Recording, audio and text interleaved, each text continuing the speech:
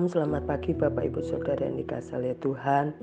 Kiranya setiap kita membuka mata, tentunya kita rindu kita dalam kondisi yang sehat walafiat, damai sejahtera Tuhan terus melingkupi dalam kehidupan kita. Puji Tuhan, mari kita berdoa bersama-sama. Terima kasih Tuhan, kami bersyukur kepadamu dan biarlah Tuhan mulut kami senantiasa mengucapkan syukur dan mengatakan Engkau baik dalam kehidupan kami. Sesungguhnya Engkau selalu menyertai kehidupan kami dan sesungguhnya pula Engkau teramat baik dalam kehidupan kami. Terima kasih Tuhan, Engkaulah kekuatan kami, Engkaulah tempat sandaran dalam hidup kami Tuhan. Kami mau belajar firman-Mu sehingga kami boleh bertumbuh dalam pengenalan akan Engkau lebih dalam lagi Bapa. Terima kasih Tuhan, di dalam nama Tuhan Yesus, haleluya, amin. Puji Tuhan Bapak Ibu Saudara yang dikasihi oleh Tuhan. Pada pagi hari ini bacaan kita terambil di dalam kitab 1 Raja-Raja 17. 1 Raja-Raja 17 ayat 7 sampai 16, tetapi saya akan membaca di dalam ayat yang ke-15, bunyinya demikian. Lalu pergilah perempuan itu dan berbuat seperti yang dikatakan Elia. Maka perempuan itu dan dia serta anaknya, anak perempuan itu mendapat makan beberapa waktu lamanya. Puji Tuhan. Pada pagi hari ini saya akan memberikan judul yaitu menyerahkan yang pasti untuk yang tidak pasti. Bapak Ibu Saudara yang dikasihi oleh Tuhan, janda Sarfat ini merupakan janda miskin. Hanya memiliki segenggam tepung dan sedikit minyak dalam buli-bulinya. Ia dijadikan Allah sebagai sarana untuk memelihara kehidupan Nabi Elia. Setibanya Elia di rumah janda Sarfat, ia meminta dua hal kepada janda, yaitu air dan sepotong roti. Kalau kita baca di dalam ayat 10 sampai 11, Bapak Ibu Saudara yang dikasihi oleh Tuhan, air bukanlah menjadi masalah, namun merupakan hal yang sangat sulit yang dilakukan oleh janda itu kepada Elia, di mana Elia meminta sepotong roti. Apa yang dimilikinya sangat terbatas, hanya untuk menyambung hidup dia dan anaknya. Bapak Ibu Saudara yang dikasihi oleh Tuhan, disinilah dimulainya karya Tuhan yang ajaib dalam kehidupan janda Sarfat serta hambanya, yaitu Elia. Tuhan menjadikan janda Sarfat ini saluran pemeliharaan untuk Elia. Bapak Ibu Saudara yang dikasihi oleh Tuhan, untuk membuat janda dan anaknya tetap hidup itu, ia hanya perlu memberikan segenggam makanan yang terakhir kepada abdi Allah itu, yaitu Elia. Si janda memberikan sesuatu yang pasti, yaitu segenggam tepung dan sedikit minyak, barang atau sesuatu yang sangat berharga baginya, karena esok setelah makan dari makanan itu, si janda serta anaknya tidak tahu besok apakah dia masih hidup atau tidak. Bapak Ibu Saudara yang dikasihi oleh Tuhan, ternyata janda itu bertindak dan berharap dalam iman dengan mempercayai firman Tuhan yang disampaikan oleh Nabi Elia. Ia membuka tangannya dan memberikan apa yang tersisa padanya kepada abdi Allah itu. Memberikan makanan kepada Elia adalah awal dari pemberian Allah yang sangat luar biasa kepada janda Sarfat itu. Ada sejumlah berkat yang diperoleh oleh janda itu, yaitu tentu saja janda Sarfat menjadi alat Tuhan untuk memelihara kehidupan Elia.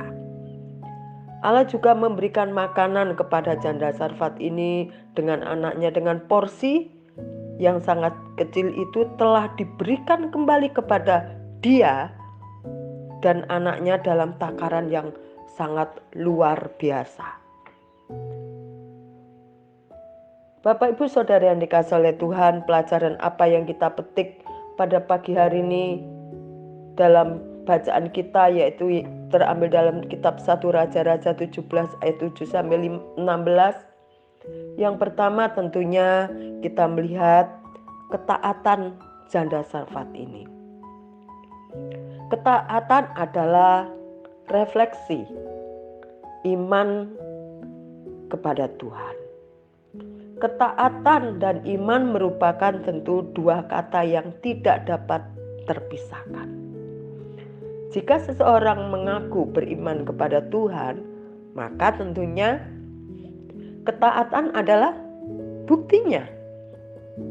Seberapa besar ketaatan seseorang kepada kehendak Tuhan, sebesar itu pula lah cerminan imannya kepada Tuhan. Yang kedua adalah ketaatan tentunya menjadi cara Tuhan untuk memberikan pemeliharaan kepada kita. Seringkali kita tidak taat kepada kehendak Tuhan karena kita ada perasaan khawatir, ada perasaan kehilangan keinginan atau perencanaan kita yang sudah kita buat.